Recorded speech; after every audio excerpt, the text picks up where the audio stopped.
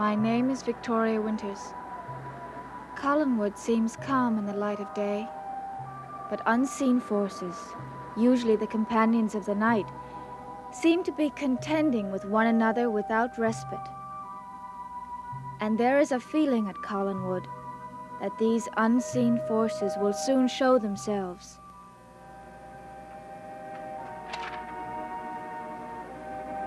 And David said there was no light, but he could hear the ocean roaring nearby.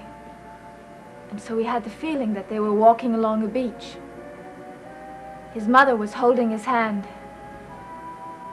And he said he thought that they were the only two people on the whole world.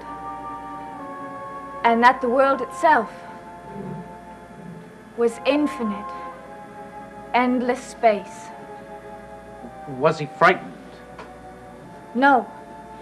And that's what frightens me. I see. Well, what then? Well,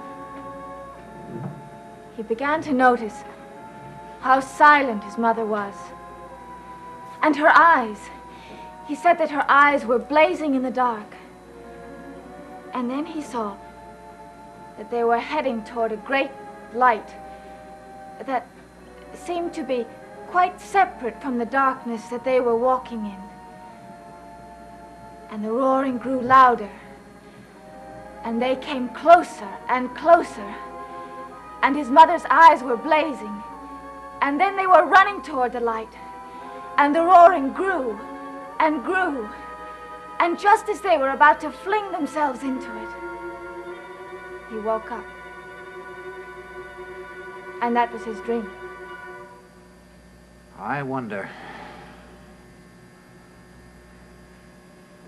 if it was really a dream.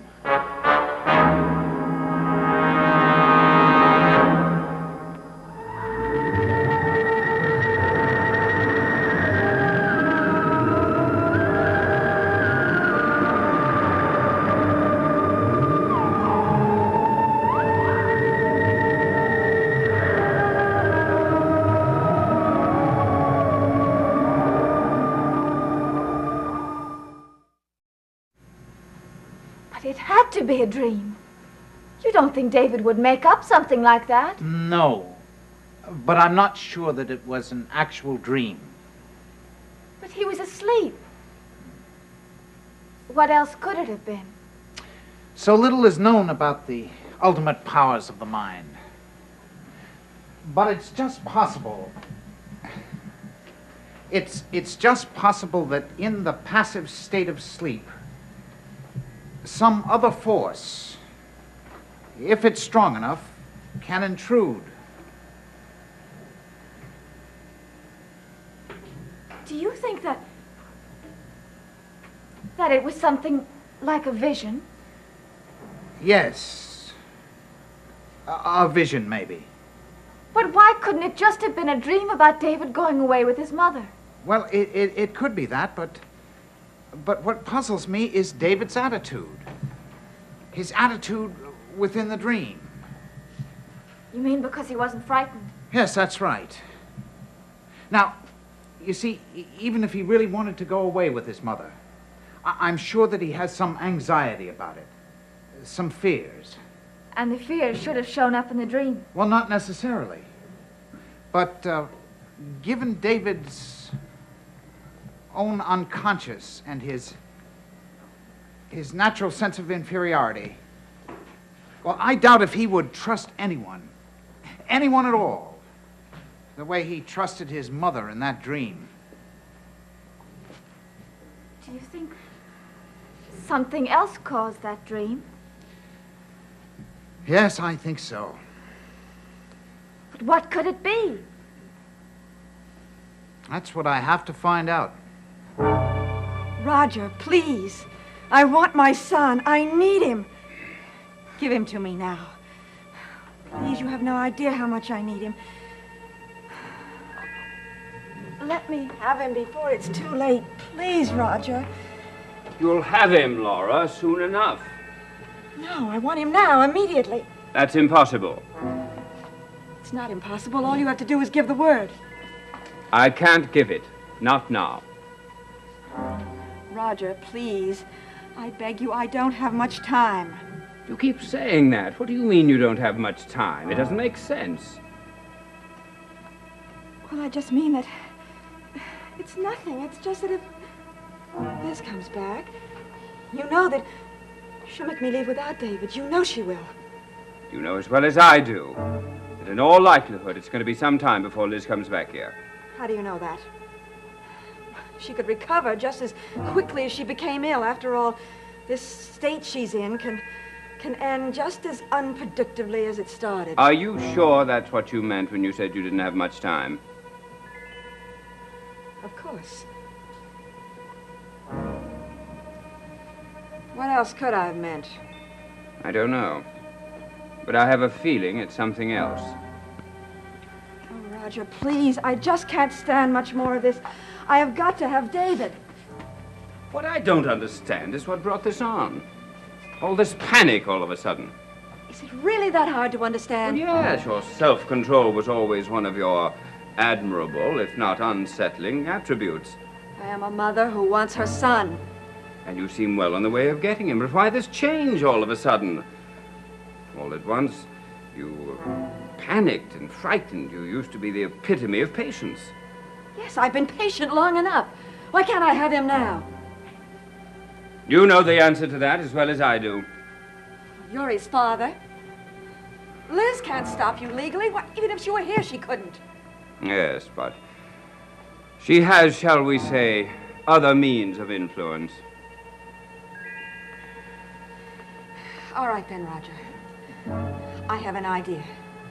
Let me have David now. Without being a legal guardian, you'll still have control. Then if Liz wants me to bring him back, I will. I promise you I will. But I really don't understand why you persist in this. What has happened to make you so impatient? Nothing. Nothing. I'll bring him back. I promise you, I'll bring him back if I have to. Roger, I have never begged you before. I am begging you now. I'm sorry, Laura. All right. And I think perhaps that I should mention one small thing. What's that? What would you say if I were to mention the word manslaughter to Burke Devlin? Go ahead. What? I said go ahead.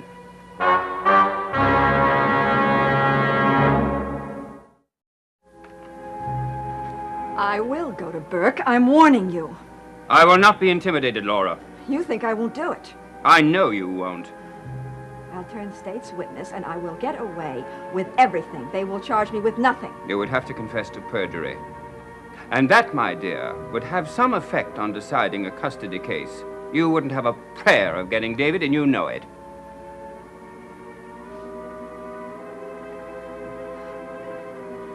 All right. All right, you win for now. For good, Laura. At least promise me one thing. But you've hardly put me in the mood to promise anything. Begin legal proceedings now. The divorce and the custody. Why? Because they take time. Oh, so much time. Once I consent to the custody of David, it'll take no time at all. Do it now. I'll do it when I see fit. Then you won't help me. I have been helping you, Laura. I've given you every opportunity to win David on your side, and you've almost done it. Don't you understand? I have to take him away with me soon. If I don't, Carolyn and Vicky... I hate to say this, Roger, but they are trying to turn David against me. Laura, sometimes I think you're on the verge of a relapse. Don't be ridiculous. David will never really be mine until I get him away from this place. I'm afraid you'll have to prove your suitability for motherhood with a greater show of patience. I have been patient. Well, then be more patient. I can't be. Let's face it, Laura. You haven't any choice. And neither have I.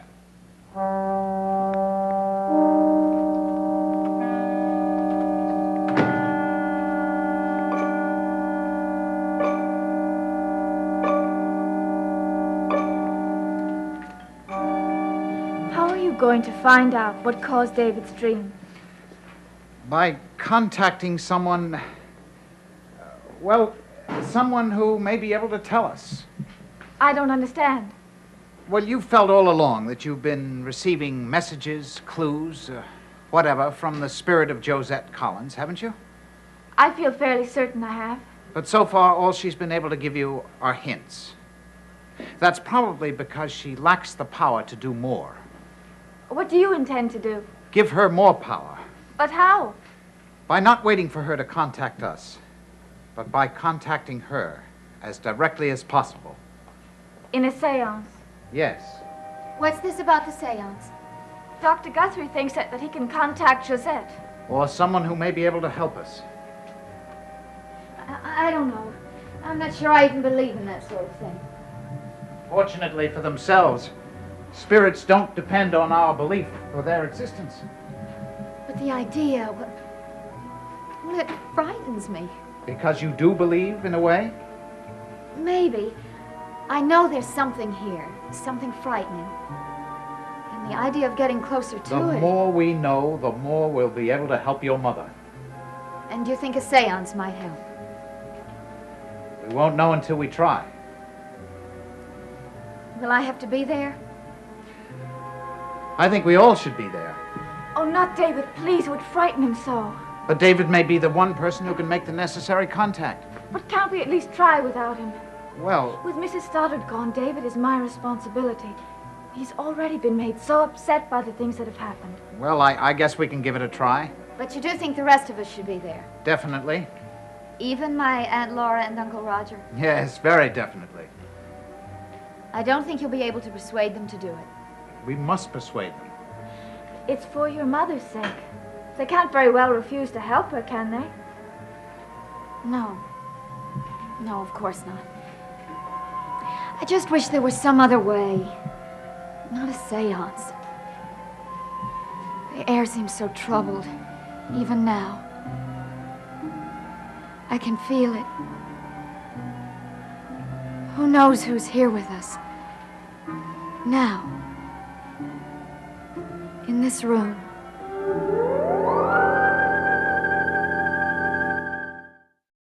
The whole idea is preposterous and idiotic. And very necessary. I refuse to play these parlor games. Mr. Collins, I can assure you this will be no parlor game. A seance, indeed. I've indulged this family with its superstitions enough as it is, but this is going too far. But if there's a possibility it might help Mother. Help your mother? Why not dance a voodoo dance around the hospital table, chanting semi-guttural noises? Mr. Collins, I can tell you that I feel a seance is the one real contribution I can make to this entire case. I congratulate you. It is the first succinct confession of quackery I have ever heard. Roger, it is not quackery. We can't ignore what's been going on here. Mr. Collins, I'm aware that you've never cared for my ideas. These are not ideas. Ideas are the product of the human mind. This is a product of irrational superstition. I know that you're anxious to have me leave Collinwood. Well, there is one way that you can hasten my departure. A simple request, perhaps? Uncle Roger, please. If the seance fails, then there'll be no reason for me to stay on. Oh? Once the seance is over, You'll forget this foolishness? I'll have no choice.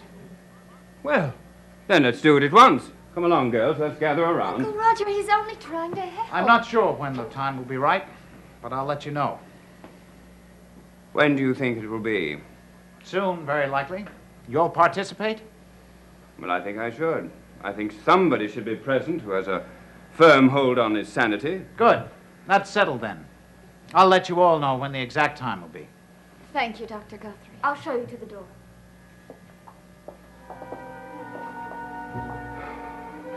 Uncle Roger, he's only trying to help my mother, and the only thing you can do is be rude. Oh, kitten, please. I've agreed to your simple little pleasures. Isn't that enough?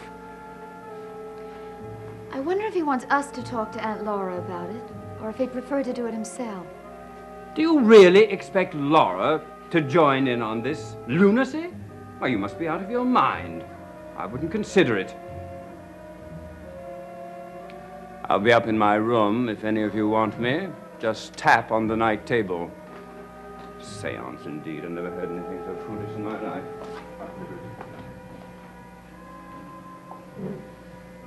Do you know what? What?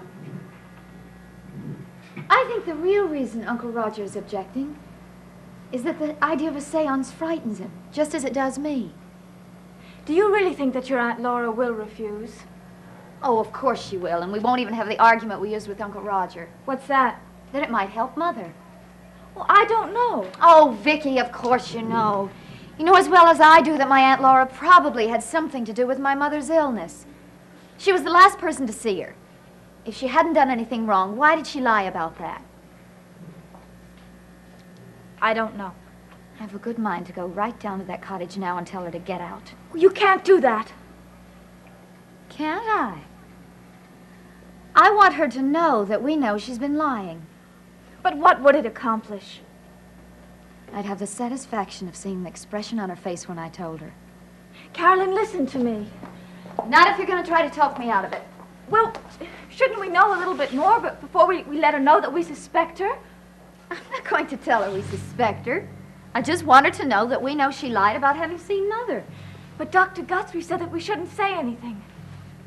And considering what's happened to your mother, I don't think it would be very wise to let her know that you suspect too. I'm not afraid of her. Neither was your mother. Vicky, stop trying to scare me out of it. I'm not trying to scare you. Yes, you are too. I refuse to be frightened of that woman. I absolutely refuse. She's nothing to be afraid of. Nothing at all.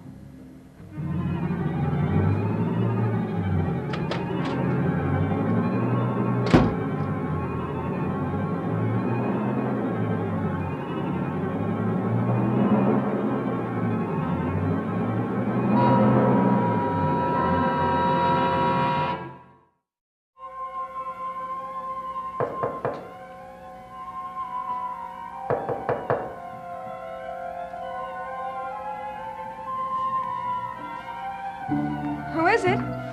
It's me, Aunt Laura. Is it all right if I come in? Oh, yes, of course. What is it? I was out taking a walk and I didn't realize how cold it was. Would you mind lending me a scarf? No, of course not. I'd forgotten how comfortable the cottage is. Oh, yes, it is very comfortable, isn't it? Of course, if I lived here, I'd get a little lonesome. Well, sometimes it is lonesome. I'm sure. But then there are times when it's not lonesome, right? That's right. For instance, the other night when David stayed here, it was almost like a real home. Of course, you do have a nice view of the grounds. You know what? Will this be all right? I was just thinking. It's too bad you weren't looking out the window the night of the big storm. Well, that's not likely. I'm afraid of storms. I don't blame you. But you might have seen my mother. Well, it was so dark, I doubt very much that you could see a thing. I guess you're right. But I can't help wishing that someone had seen her just before she got sick. It might help us know what's wrong with her. I thought you wanted this. Isn't it strange that my mother didn't come here when the storm began? No, I don't think so. She was probably closer to the house. I don't think so. Oh? Well, what makes you think that? Just a feeling, I guess. Carolyn, I'm awfully sorry, but I was just I about keep getting to take a the nap. feeling that my mother was very close to here. As a matter of fact, that she was actually inside, right here in this room. All right, Carolyn. If you have something to say it and leave. Why did you lie about it? About what? Why did you say my mother wasn't here? Who said she was here? Burke Devlin told Vicky he saw her here. Why didn't you say anything about it? Well, I think that when I was asked, it slipped my mind. Uh-huh. I hardly think it was worth mentioning. Let's see now. What was it?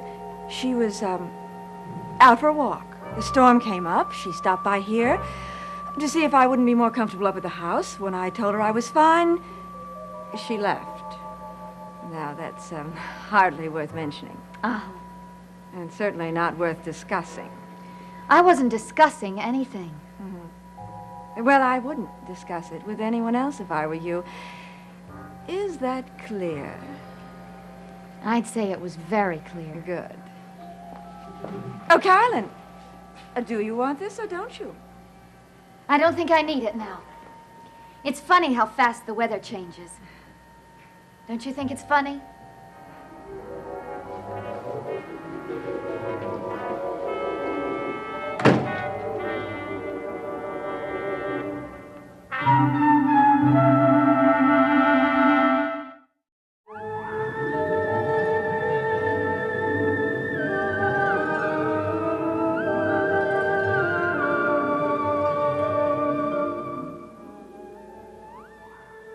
James Mason is your guide to an unforgettable hour in Westminster Abbey on Hall of Kings, an ABC News special in color tonight on ABC.